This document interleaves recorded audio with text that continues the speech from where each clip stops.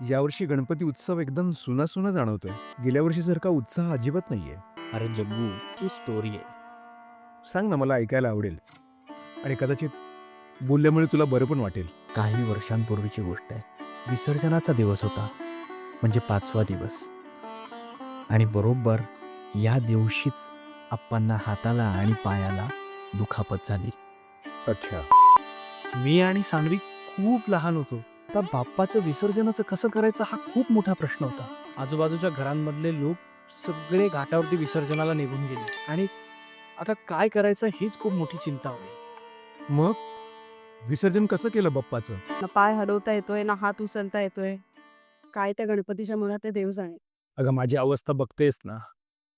नेमकी चाळीतले सर्व आपापले गणपती घेऊन गेलेत. मी प्रयत्न करतोय पण बघूया होईल सर्व काही. आता आणखीन या घरावर काही संकट नको रे देवा.